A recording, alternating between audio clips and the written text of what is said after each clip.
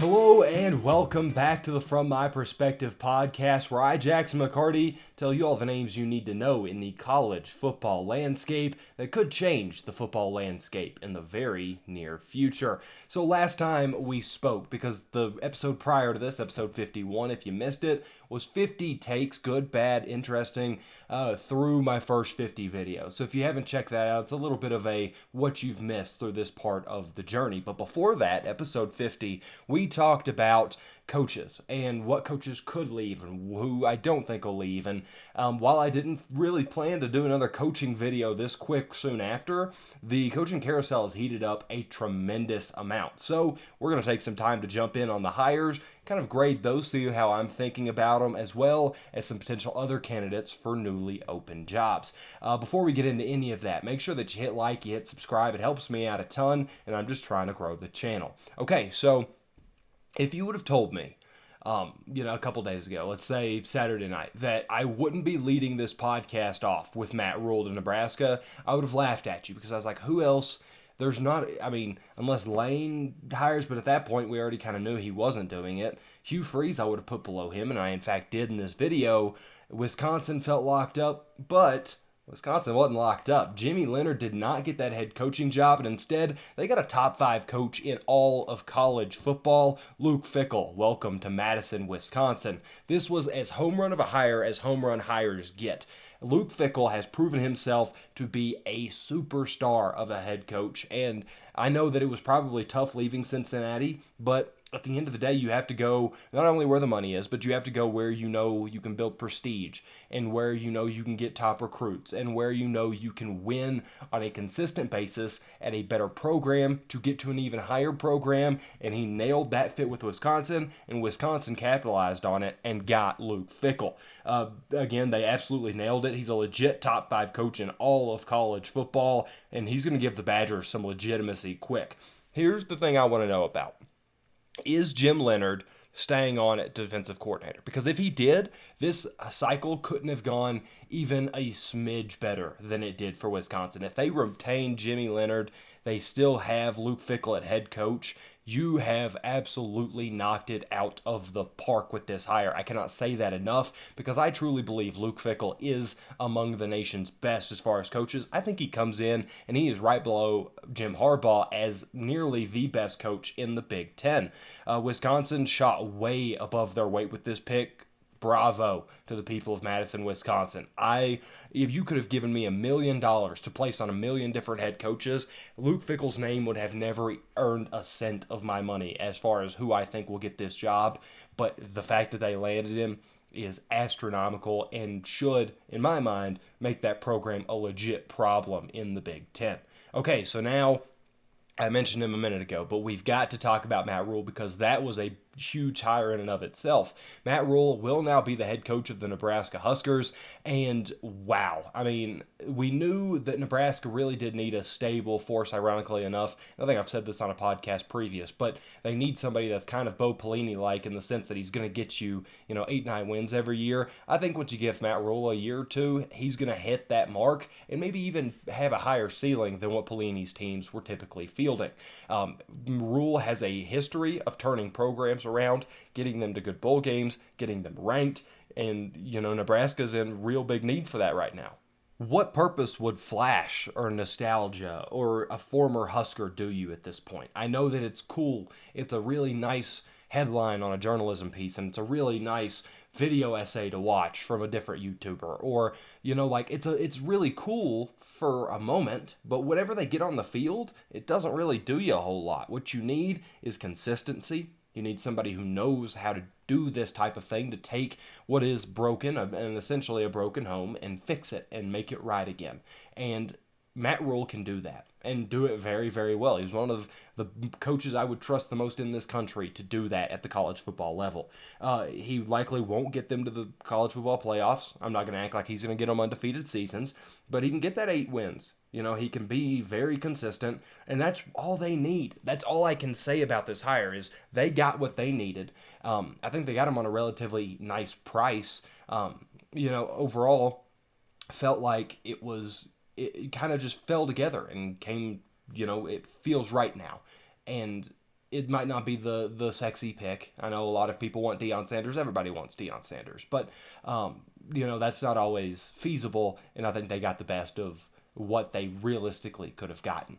Speaking of getting people on a good price, Hugh Freeze has got himself a job again, and it just so happens to be once more in the Southeastern Conference. Hugh Freeze, after Lane Kiffin, ended up turning the job down and deciding, no, I want to stay at Ole Miss. I'm not leaving the SIP. I want people to still come to the SIP. Hugh Freeze said, you know what? I like that job in Alabama. I like that Auburn job. How about I take it? And so they said, sure, we'll give you the job. And now he is the head coach of the Auburn Tigers. And I'll tell you, the only thing that I can think from this hire, I don't know if it'll be good or bad, but I know that it'll be entertaining. That much I can promise you, because Hugh Freeze is not without his baggage. He certainly has earned a bit of a reputation, a bit of what's the correct way to word this? He has earned a bit of a side eye from a lot of the college football community and a lot of the college football world. And that's completely understandable. What he did at Ole Miss, and if you don't know about it, he was using his school phone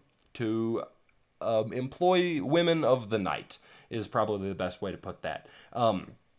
He definitely earned his way out of SEC football. Now he's going to get his way back in and see if he can't earn his stay there. He's going to move past his demons, and now he's back. He's back in the South. I don't know that it's going to be the steady and reliable coach that I really feel like Auburn needed. I think that they just needed somebody who isn't going to get those media headlines. Just make somebody a consistent program, a consistent winner, and then you'll worry about what happens when you get over the top. But you've got to build something to, really make anything, if that makes any sense. The foundation needs to be in place before you jump up and become a national champion contender and an SEC conference champion winner and all of these different things. They don't really have that right now. Hugh Freeze will get him there, but there's a lot of stuff you got to worry about with him. He's a proven winner, and that's going to get you through a lot of doors. That's about all you really can say. He knows how to get the job done. Does he have his issues, and has he hit his speed bumps and his roadblocks? Yep, he's hit plenty of them. He's hit just about all of them on the road, but he is still a winner. That's, who cares? You know what I mean? Urban Meyer gets jobs, Bobby Petrino gets jobs. We've talked about this. They don't really care if you're not just the most shining example of what a citizen should be. It's, if you win games, they're going to pay you money to continue to win games until you can't win games anymore.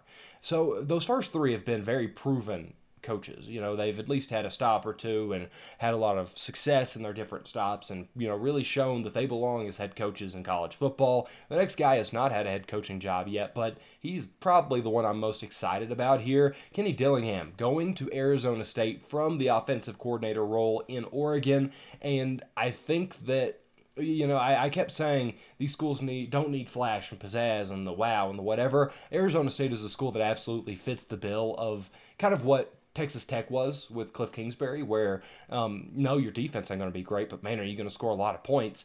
And I think Kenny Dillingham can bring that to Arizona. I'm not going to pretend to be an expert on Dillingham, but this hire definitely intrigues me the most. Arizona State can be a really fun program. They've got that brand, they're a party school. They're fun, and it's the weather and everything's a good time down there, and he can really embody that and really bring that out and make it representative in their football program, and he's going to have a high-powered offense to try to guide that. He put together the Oregon offense that we're seeing on the field this year, and, I mean, man, has that worked. Other than week one, he's figured it out fast, and he's already got a head coaching gig. His Oregon offense lit up the Pac-12 this year. Bo Nix, for a little bit there, had a little bit of Heisman hype, and I figure it's probably gone by now, but there was still some hope there, and they went into some pretty tough games and won, and played some really tough teams and won, and a lot of that was because of their offense, because the Pac-12 is also a conference that is kind of scared of defense in football. But I think Dillingham is a really good brand fit with the Arizona State Sun Devils. I think that he really fits that mold and really understands what that program is. I believe I read that he has ties to the state as well, so that helps out a ton. He's super interesting to me, and definitely not a direction that I really expected them to go. As far as Kenny Dillingham being the hire, them getting a really high-powered offensive coordinator, I could have seen. It being Kenny Dillingham was kind of a curveball for me. Okay, so obviously a lot of those coaches leave open positions on the table. Really, the main one will be Cincinnati. It'll be the first one we talk about. But what happens with those next jobs? Who are candidates to know? Who are potential fits? What do I think they should look for in a head coach? There's a bunch of different things to check out here. And like I mentioned, we'll start with Cincinnati. In my last podcast, I said that I don't believe Deion Sanders will leave Jackson State this year. I think he's got one more year left in him, and then he takes the jump up to the next level and starts to kind of figure it out. That said, Cincinnati could be such a fun fit for him and such a fun program because we know Cincinnati's going to let him take the reins. They're not going to shy away from Deion Sanders, where Colorado said that they're going to have to lift their you don't play for us for a year if you transfer here policy if they get Deion. The fact that they have to lift stuff like that to try to get that coach in is worrying enough because it already screams to me bad scheme fit because Deion wants to be Deion and will be Deion all the time. There's no break from Deion Sanders. He is who he is. Whether you love him, you hate him, or you fall somewhere in the middle, Deion Sanders is going to go out there and do his thing whether or not you care. So Colorado immediately a little bit out, and we'll talk about them plenty. But overall, Cincinnati, they're going to let him have that. They're going to let that be Deion Sanders University for however long he wants to stay there. Fickell is likely going to leave a pretty decent shell of players for his next coach. Most of his best players will probably be playing in Madison, Wisconsin next year. That's just kind of how the transfer portal system works now. Now that your head coach leaves, you can just follow him. And if you think you have a starting gig there, you will follow him. And it's usually easier because it is your head coach. So I think that quite a few of his players, I saw there was a freshman corner that already entered the portal. That was like a 4-star, I believe. So that could already be the first of what'll end up being a few from Cincinnati that'll transfer. But I really do think Deion would be a really strong fit because while you're losing a bunch of kids out here, to Cincinnati is, you're also going to be able to bring in Shader Sanders and Travis Hunter. I know the 4-star cornerback was pretty good from what I understand, but he's probably not Travis Hunter. I mean, Travis Hunter was kind of the top guy in the country as far as the recruiting goes last year, and he played lights out all season. And Shader Sanders, one of the big problems I had with Cincinnati's team all year was their quarterback. Shader Sanders played really, really good. Granted, it's at Jackson State, but same offense, same principles, same general feel with more talent around him. Could be a nice little idea. Who knows?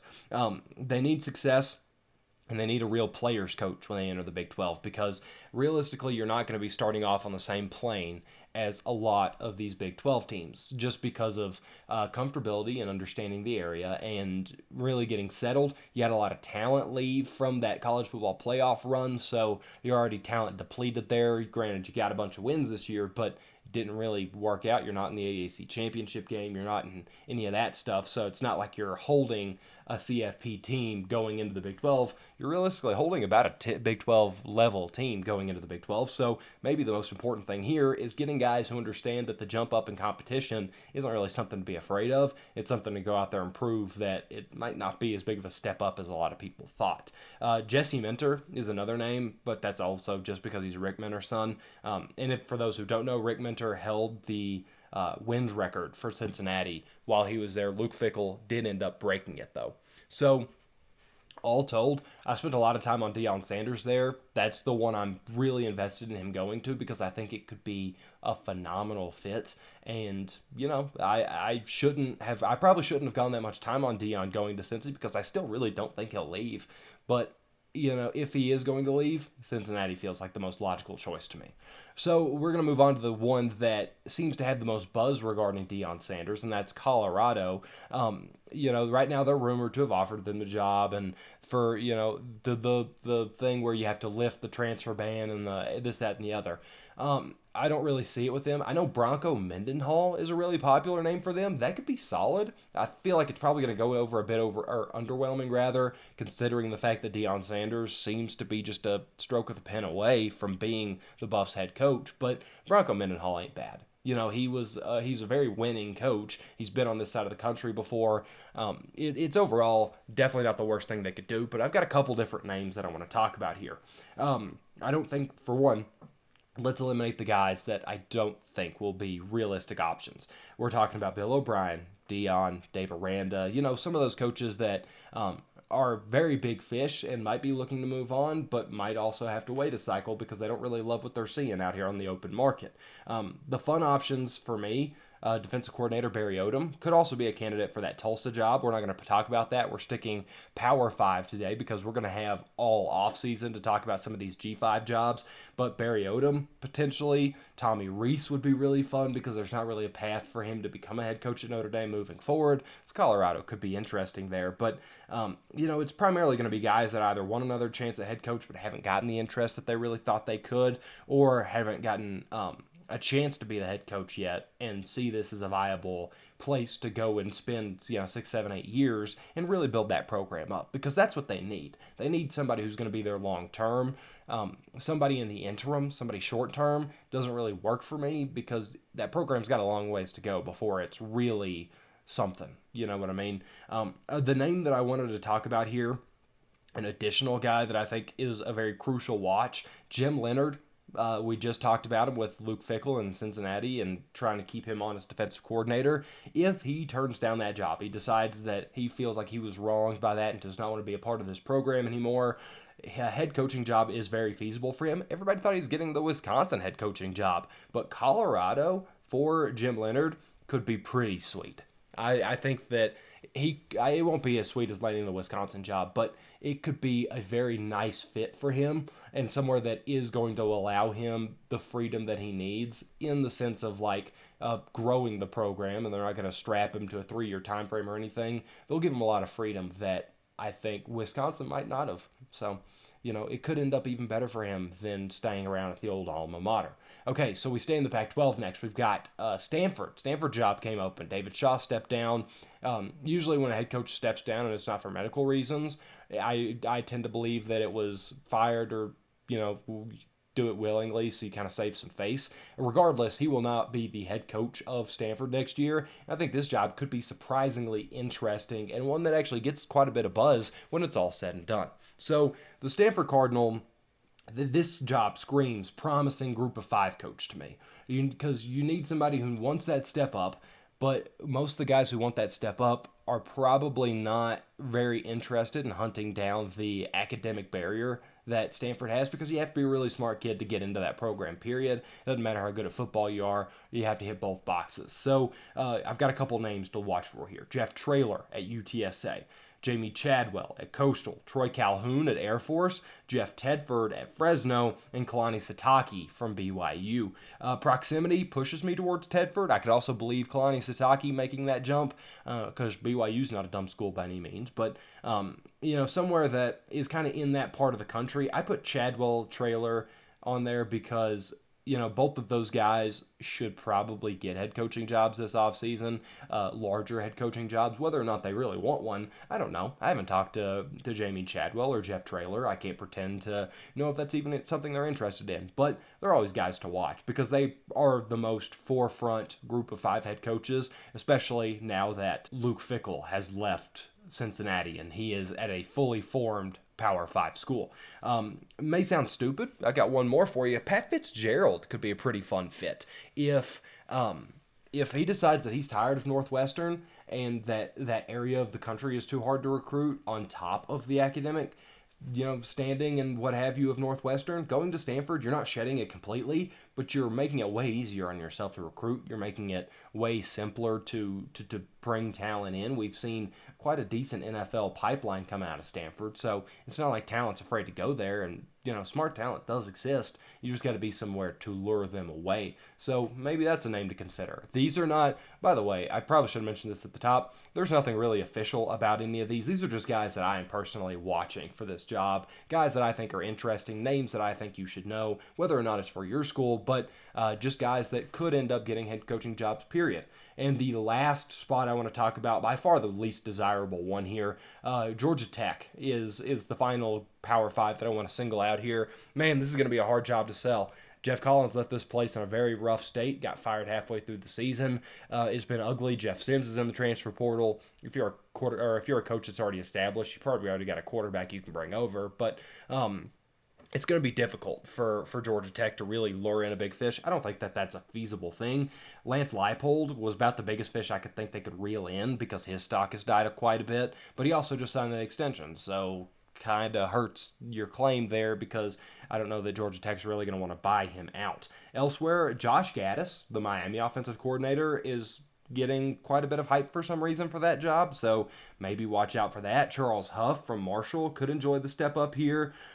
Willie Fritz is apparently close to taking that job. As of the time of this recording, that was not confirmed yet, so if it's already beneficial or if somebody else has already snagged up Willie Fritz or something else has happened, just take it with a grain of salt. We record this the night prior to it coming out, so I'm recording this at about 8 p.m. Central Time on Monday night, and it goes up 11 or 12 p.m. on the next day. So there's plenty of time for there to be a bit of an issue or a bit of a buffer. But so Willie Fritz seems to be the guy to watch there strictly because it looks like he's pretty close to finalizing that deal. So what do you think about these names? If one of your teams is on here, or if I left your team out, be sure to get in the comments section. Tell me a name you want to know, or ask me about who I think about this job or that job or whatever it is. But for now, that is episode 52 of the From My Perspective podcast. And as always, I'll see you next time.